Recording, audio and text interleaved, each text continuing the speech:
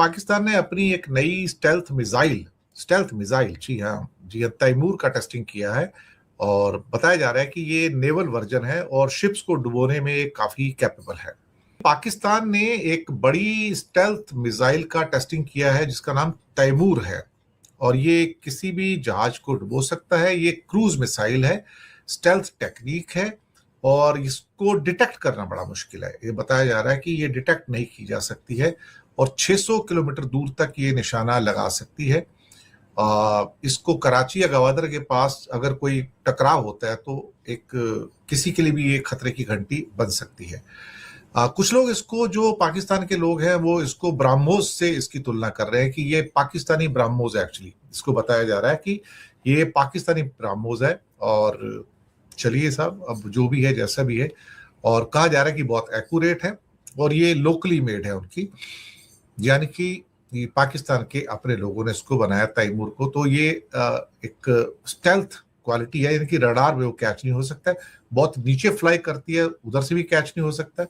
और इसको बताया जा रहा है कि ये इंडिया के लिए भी एक थोड़ी सी चिंता की बात हो सकती है। स्कैल्प मिसाइल के जवाब में बनाई नई मिसाइल। स्कैल्प मिसाइल के जवाब में नई मिसाइल बनाने का दावा, पाकिस्तान का दावा है नई तैमूर मिसाइल तैयार की गई है। पाकिस्तान ने तैमूर क्रूज मिसाइल बनाने का दावा किया गया है पाकिस्तान की तरफ से। स्कैल्प आप जानते हैं बहुत deadly missile, air to air, और इधर ये कहा जा रहा है कि हमने तैमूर इधर से लॉन्च कर दिया है। राफेल फाइटर से लॉन्च होने वाली स्कैल्प के जवाब में इधर जुगाड़ू टॉर्पीडो लॉन्चर से ये भेजी जाने वाली तैमूर, और इसका कुछ और जरा स्पेसिफिकेशन जान लीजिए कैप्टन श्याम से।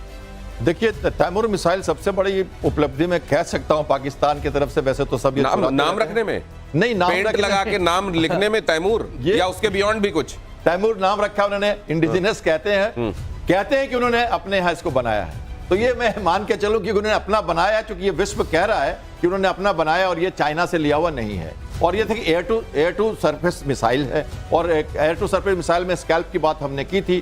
तो स्कैल्प के तुलना में इसको कहा जाए तो कहते तो इसकी 600 किलोमीटर की रेंज की मिसाइल है। ये हल्की मिसाइल है और JF-17 में इसका इंटीग्रेशन वो कर रहे हैं, अगले साल तो इसको लाएंगे। JF-17 के साथ इसका इंटीग्रेशन होने का कुछ मकसद है और उसके साथ भारत के लिए एक खतरा बनता है और एशिया के लिए खतरा बनता है, क्योंकि ये सी स्किमिंग मिसाइल है, नैप ऑफ अर्थ मिसाइल है। जमीन के बिल्कुल सतह के पास, समुद्र के सतह के पास जाके हवा से लॉन्च करने पे ये 300 किलोमीटर तक आपके किसी भी टारगेट को मार सकती है, चाहे वो इंफ्रास्ट्रक्चर हो। और सबसे बड़ी बात समझिए, समुद्र। सर ठीक है, समुद्र की प्रॉब्लम है। ये जो है इन्होंने इंडिजिनसली डेवलप की है क्या, नंबर 1। नंबर 2, क्या इन्होंने इसका टेस्ट कर लिया है?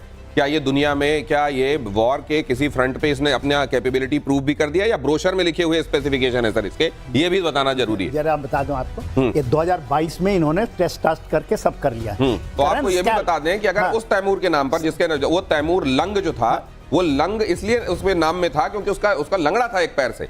तो अगर इन्होंने ये तैमूर उसी के नाम पर रखा है तो ये भी पक्का मुझे लगता है ये हथियार लंगड़ा होना। सब सोनिक है, सब सोनिक है। ये बोलते हैं कि 600 किलोमीटर मार देंगे, बोलते हैं इफेक्टिव है 250 किलोमीटर में, बोलते हैं वो हम कहते हैं नैप टू अर्थ, वो कह दिया कि इसको हम एंटी शिप में यूज करेंगे।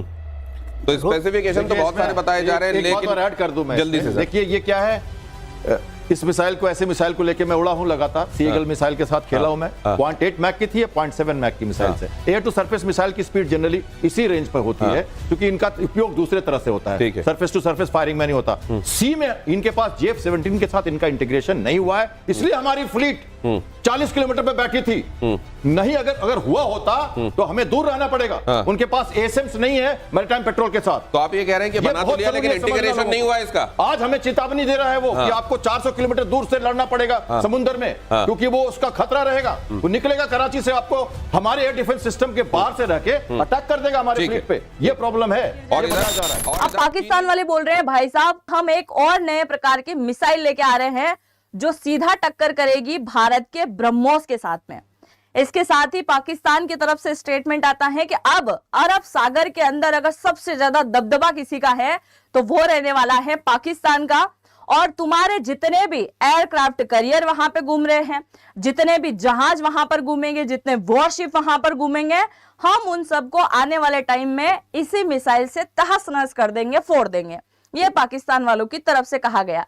मतलब चीन के सिर माथे पर बैठकर ये बोलते हैं कि हम तो बड़ा ऊंचाई तक निकल आए हैं, भारत तो हमारे सामने कुछ भी नहीं है। आज के इस वीडियो में हम चर्चा करने वाले हैं कि पाकिस्तान ने अभी हाल ही में कौन से नए प्रकार की मिसाइल बनाई। पाकिस्तान में बड़ा खुशी का माहौल है, आपस में बधाई बधाई खेला जा रहा है, बहुत सारा कारनामा वहां हो रहा है। एक तरफ हम इसके बारे में भी चर्चा करेंगे और एक और बहुत ज्यादा शॉकिंग खबर मैं आपको देने वाली हूं कि आज सुबह ही जब मैंने पाकिस्तान से रिलेटेड कुछ चीजें सर्च करी और गूगल पे जाते से जैसे मैंने पाकिस्तान का मैप लिखा, तो आपने अब तक देखा होगा जब भी आप पाकिस्तान का मैप लिखते हो तो आपको इस प्रकार का मैप दिखाई देता है। आज वाकई में शॉकिंग था कि मैंने जैसे ही पाकिस्तान का मैप सर्च किया तो ऐसे अनोखे नक्शे निकल के आए। मतलब कुछ तो बड़ी तैयारी चल रही है, तब जाकर गूगल के ऊपर आपको इस प्रकार की चीजें दिखाई जा रही है।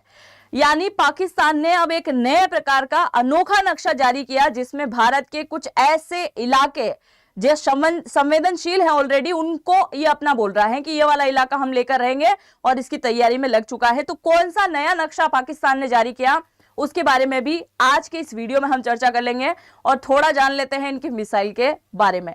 सबसे पहले आप जरा देखिए इन दोनों को। जैसे ही मिसाइल बनी, अच्छा ये मिसाइल बन गई थी 2020 के अंदर।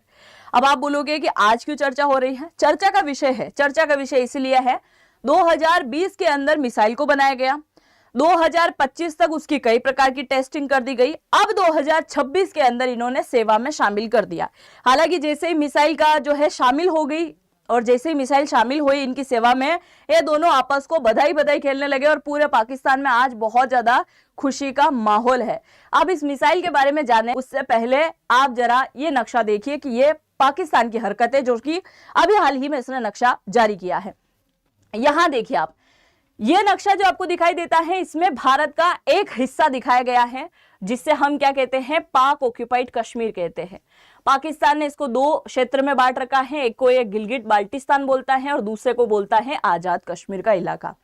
ये दो इलाका ये पहले से इसने ले रखा है। अब इस तरफ देखिए, ये जो नया नक्शा जारी किया गया है, नई करतूत जो की गई है, उस करतूत में आप जरा देखिए कि इसने पूरे जम्मू कश्मीर, लेह लद्दाख, कारगिल तक के इलाके को अपना दिखा दिया। ये बोल रहा है कि ये वाला इलाका इसका है और इसे लेकर अभी हाल ही में आज भारत में भी एक अलगाववादी नेता को पकड़ा है ना, वो नेता जो अब तक पाकिस्तान के साथ में मिला हुआ था और उसने कश्मीर के अंदर कई प्रकार की आग भड़काने की कोशिश करी ताकि कुछ भी करके कश्मीर भारत से अलग हो और कश्मीर पाकिस्तान का हिस्सा बने। इसके लिए ये तैयारी कर भी रहा है और इसी वजह से आज आप चेक कर लेना, ये वीडियो देखने के बाद आप गूगल पर जाइएगा और वहां जाकर चेक कीजिएगा कि किस प्रकार का नक्शा इसने जारी किया है। तो ये नक्शा वाकई में शॉकिंग है, इस प्रकार का नक्शा जारी कर रहा है।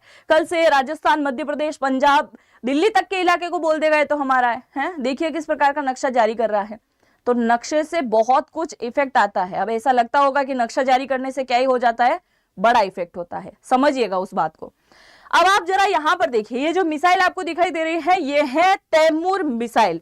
शाहीन, बाबर, गोरी, इन सब की बात पेश है। अब एक नए प्रकार की मिसाइल जिसका नाम है तैमूर। भारत में भी है एक तैमूर, आपने नाम सुना होगा, किसके बेटे का नाम है ये।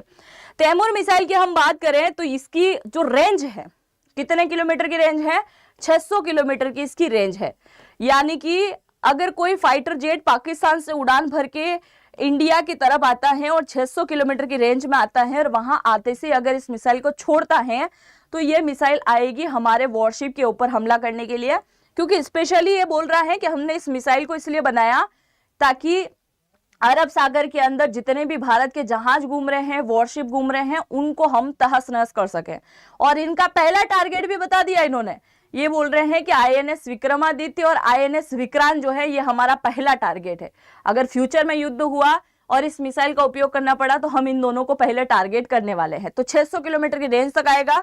फ्रांस का जो फाइटर जेट है जिसका नाम है मिराज, उसी मिराज के माध्यम से इसको छोड़ा जाएगा क्योंकि वही ले जा सकता है, उसी की क्षमता है। दूसरी अगर हम यहाँ पर बात करें तो ये बोल रहा है कि ये एज इट इज ब्रह्मोस के जैसे वर्क करती है। अगर इनको लग रहा है कि बड़ा आसानी से हम इनके ऊपर हमला कर देंगे, ऐसे हलवा है क्या? एक बात तो सोचने वाली है दोस्तों, वो बोलते हैं ना दुश्मन का दुश्मन दोस्त होता है। ये क्या है, ये क्या है? ये हमारा दुश्मन है ना? और ये कौन है? ये भी हमारा दुश्मन है। तो भारत का दुश्मन ये है, तो ये इसका बन गया दोस्त। तो दुश्मन का दुश्मन दोस्त होता है और यही वाला काम कर रहा है चाइना। क्योंकि फ्यूचर का युद्ध बड़ा खतरनाक होने वाला है। एक पीओके का युद्ध और एक अक्साई चीन का युद्ध। इसीलिए चाइना सोच रहा है कि पाकिस्तान को भी मजबूत बना दो, अपने साथ खड़ा होकर लड़ाई लड़ेगा। तो यही वाला काम कर रहा है शी जिनपिंग यहाँ पे, और ये मजबूत बनाने में लगा हुआ है किसको? पाकिस्तान को। और अब तो बांग्लादेश की भी आंखों में चमक दिखाई दे रही है, वो भी बोल रहा है हम भी मजबूत बनेंगे, हम भी कुछ करेंगे। देखो जरा।